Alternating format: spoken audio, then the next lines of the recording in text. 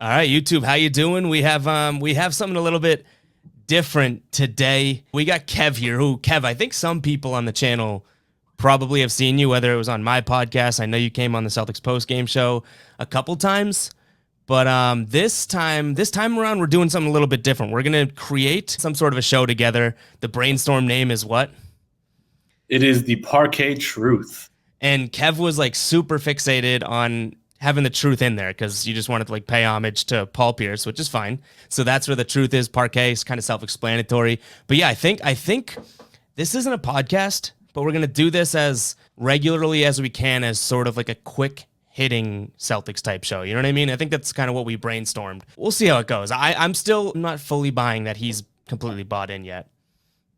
Hey, I'm here. That should at least show you I'm a little bit bought in and I'm ready to go. All right, let's jump into it. So again, this isn't a podcast. We're not going to talk about multiple topics, but Kev and I do banter and like just little backstory. We've known each other for 15 years. Is that accurate? Yeah, I mean, Yeah. maybe a little bit longer. So I mean, so there's plenty of talking to be done, but we're gonna try and stick to like one topic and dive into that. So without sort of rambling, like I'm just saying we're not going to do. Let's jump right into it. Kev, you were like, if there was a spectrum of someone was super positive last year about the Celtics team, and someone was super negative.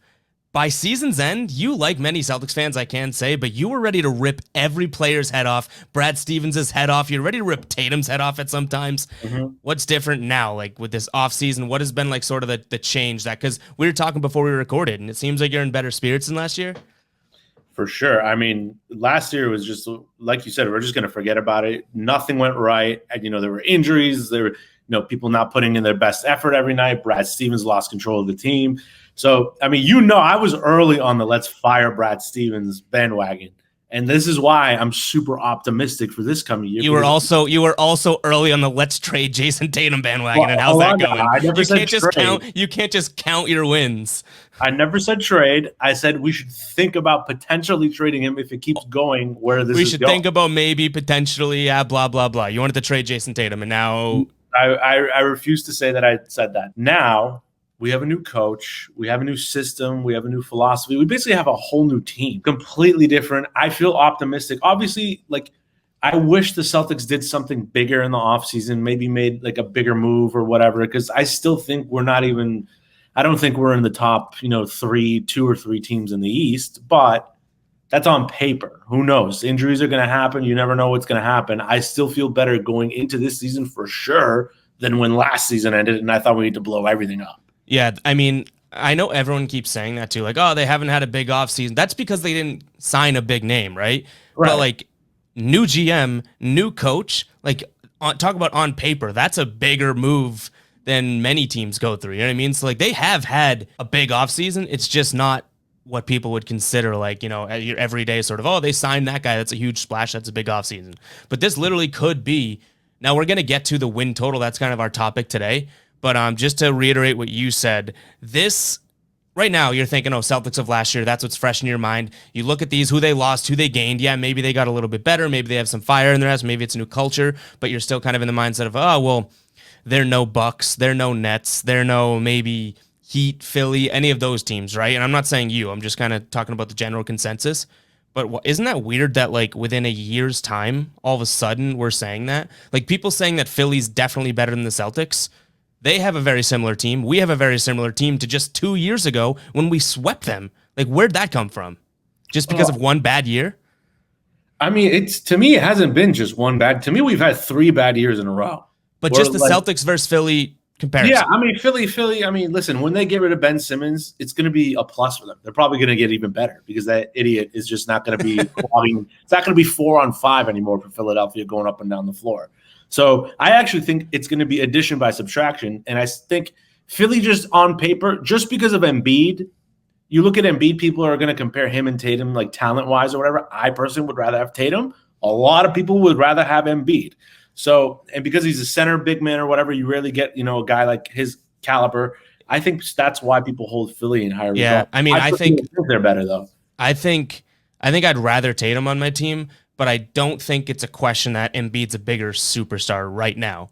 Like, I think that he's a more dominant player. I mean, he's definitely not, he gets injured all the time, but we saw Flash last year where he was staying healthy, and obviously that didn't end up ringing true, but he was going to be an MVP. You know what I mean? Like, Tatum hasn't gotten to that level yet, which he's going to. Like, I am not doubting that. And you wanted to trade him, so let's not act like you're backing Jason Tatum all day long here. But I think that's what it is. To go out with slander and false. But I would rather Jason Tatum, but I can totally see. I think Embiid is the bigger superstar name right now. I feel like that's I mean, it is what it is. We're not even close to Brooklyn. We're not even close to Milwaukee. So it's like at the end of the day, like if we're at Miami too, Miami got better with adding Kyle Lowry and a bunch of different players, and it's like their depth has gotten a lot better. So it's like it's going to be a battle to be 3, 4, 5 in the East this year for sure. So where do you see them? Because I'm already locked in saying I think that they are going to be the 4th seed. Like, I think that's my penciled in. I haven't really done a video or stamped it yet because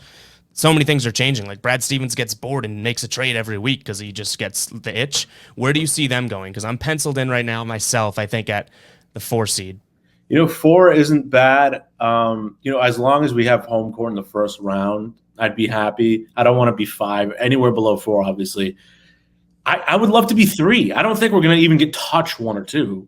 I would just love to be 3 because then at least we would play the 2nd seed in like the second round if we get past that. So it's like we're going to have to play either. It doesn't matter. We're going to have to play Milwaukee or Brooklyn in the first round. It's I'd rather be the higher seed because God knows you never know when an upset could happen. I'd rather be 3 or 4.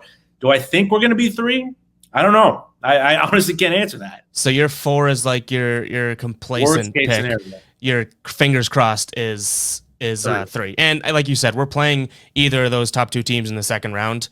I guess no matter how you want to look at it, right? So it's like, well, the Celtics need to pull something out of their hat just to beat those teams in general. But all right, the big topic of today that we wanted to get to, and we're already like 9 minutes in, and we're just getting to the topic. So that's how this show's going to go. Kev, the Celtics in Vegas right now, their over/under in wins is 46.5 games. Now, I asked you that question just to give you a heads up, but I didn't get your answer before we hit the big red record button. 46.5 games, over, under, how many wins? Or I guess how many are they going to hit over, under 46.5 wins this year?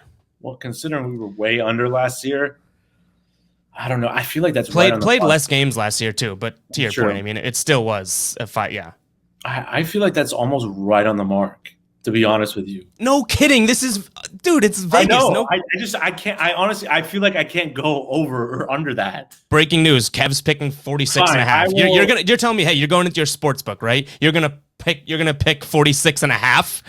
That's an automatic loss. You dink. Give me a second. Okay, so I think this is just, I'm going to base this off so I think Brooklyn and Milwaukee are going to be well over, probably both around 56, 57 wins each.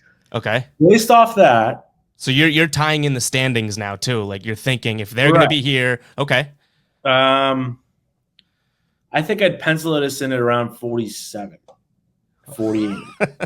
Okay, that's what I was thinking 48. But that's not far off from you. But the fact that you just went to the number right away, like, can you make a decision? 46.5 sounded great. I really wanted to. This just in. Kev is locking his Celtics bet in at 46.5 wins. I mean, I think 47 is a good. And if we go below, I don't think it's going to be below by much. Maybe 45. Like legitimately, 45 to 48 is going to be our win total. I think my range. So you said 45 to 48. You gave 3. Is that what is that? 4, 5, 6, 7, 8. Yeah. So I think mine is 7, 8, 9, 50. I think 47, 48, 49, or 50 is my range for this year.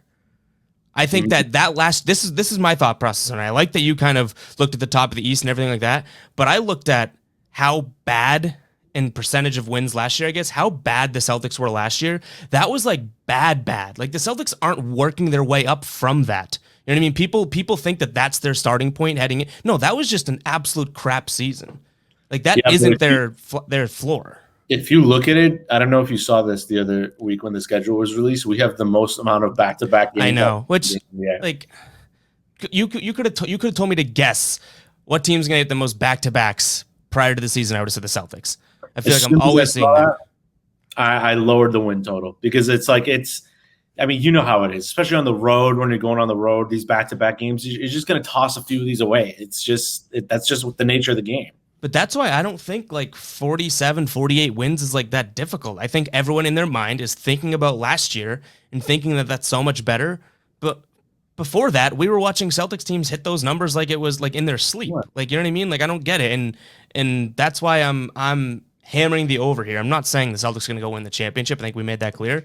But 46 and a half, I think that's so doable. That's like It's slightly doable. more than it's slightly more than I mean it's more than slightly more, but it's slightly more than winning 500, going 500. I got to see how Ime coaches. I got to see how the team like holds up to his philosophy. I got to see how Smart facilitates being the point guard of the team, which is Hey, I get it. You want to wait until the 46th win before you take the over, but it doesn't work like that. right. But I'm taking all these things into consideration. Where this is why I can't go to 50 wins. It's like I like you need time to gel and like get everything. I don't know how Ime coaches, so it's like maybe guys are not going to buy into whatever he's saying. I don't know. That would be so bad, dude. I mean, that would be a disaster. Oh my god! Not a single Celtics fan has had to worry about him yet. You know what I mean? Like everyone thinks, all right, that's at least a positive. What if he just stinks? I mean, he seems like a great guy, and don't get me wrong, I love his girlfriend Nia Long. She's a beautiful woman. But it's just like he seems like you saw the videos going back and forth in the Olympics with like Tatum, like everyone. Yeah, they love him. Yeah, I mean, there's a reason why we hired him. It's because they all love him. So it's like right off the bat, personality-wise, I hope that sticks, and hope philosophy-wise, it's the same thing. Yeah, I feel like he is a coach that, and it sounds so corny, but he seems like a coach that's going to get every ounce out of his players, where Brad Stevens kind of got them going, got their feet running on the racetrack, but then kind of faded off into the distance. And you know what?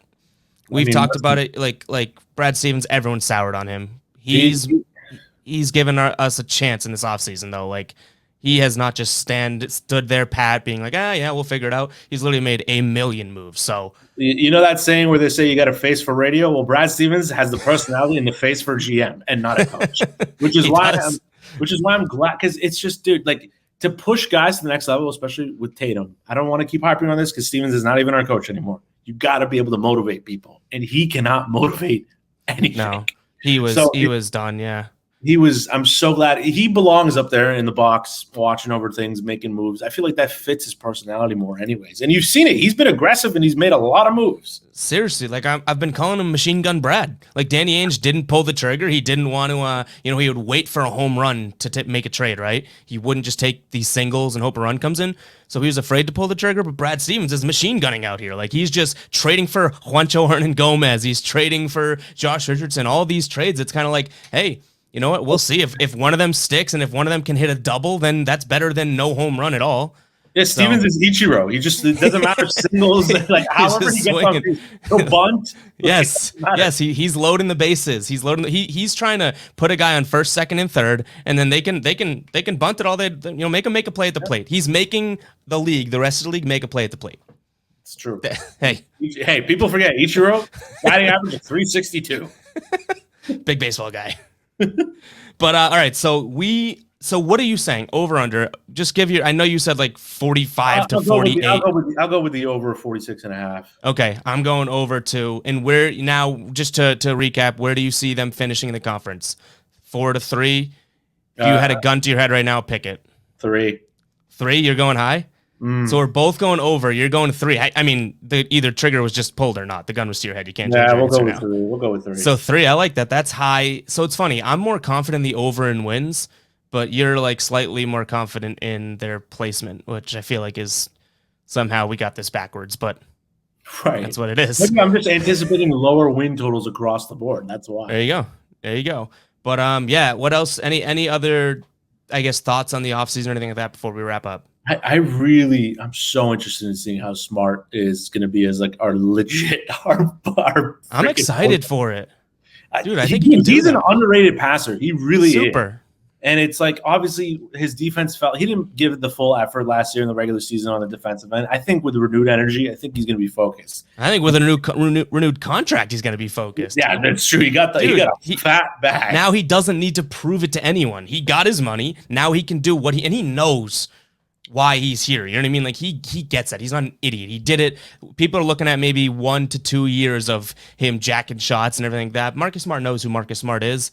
I'm hoping that his contract makes him not have to worry about having to prove anyone wrong anymore, and he can kind of just be that point guard. Which, I mean, I'm excited to see that 100%. Yeah, I love it. I think I would. I can't wait to see how Josh Richardson. I told you that, like, off, the podcast or whatever a long time ago. I really hope Josh Richardson turns back into the Miami Heat. I think he's the number 3 scorer. That's like I think he's gonna be the better scorer than Smart or Schroeder. I'm very high on him. He's a good shooter. We need him to turn back into that kind of form and just defend. He's a little bit. I'm not gonna say undersized, but like he's a skinny dude. It's like he's 6'4", 6'5". He's like 180 pounds, soaking wet. So it's like I really hope maybe he bulked up this offseason. I don't know. We'll see. But I just really want to see how he fits in. And I harped on Nesmith being a waste of time playing all of last year. And he was, for the most part, except for those 2 games in the playoffs. He was a giant waste of time playing. Now everyone's coming off of Summer League when they saw him shooting the lights out, and everyone's like, oh my God, this is the guy who we picked. If he does not come off the bench this season and do that exact same thing that he did in Summer League, I don't want to see him again on the floor. Jeez. So you have a short leash with him. I have a very short leash because we saw what he was capable of, and we saw it in the playoffs too. So if he doesn't do that in the regular season within the first 15 games, you're on the bench for the rest of the season. Sheesh. I mean, if Nesmith is watching this, you just added so much pressure to him. And by the way, I'm not actually coaching on the team, so I'm so glad you just let everyone know that after, because I'm sure 17 minutes into this, they were like, wow, is this a coach? Yeah, listen, I just had to ease some of the concerns out there. I know I look like a coach. There's one person thinking, hey, this guy might be a coach. So is this guy like, I know we fired JB Young, but. But all right, so we'll keep our eye on Nesmith as we do this. But yeah, I mean, this show, I think, it's going to be similar to this. We're going to hop on, have a topic in mind, stick to that topic, bang it out. We're not going to multiple segments or anything like that. Like, this is a show versus, I don't know how to explain it. It's more of a focused show, like a quick hitting show. It's like a segment in and of itself, rather than just like, hey, we're just gonna go and ramble for an hour and a half or so, because we know that we can do that. You and I can do that. Oh yeah, I can talk basketball till the cows come home. It's honestly like a bad thing. Yeah, I mean, just look at you. What? Yeah, that's true. Look at me. But all right, guys, make sure to hit the subscribe button and like this video, and then in the comments down below, what do you think of Kev? Let us know what you think of the show and any sort of topics you guys want us to talk about in the future. And until the next one, we'll figure out a schedule, we'll figure out what the show's officially called and everything like that, but we'll fix this, or we'll get it together. I mean, I'll catch you guys in the next one. See ya.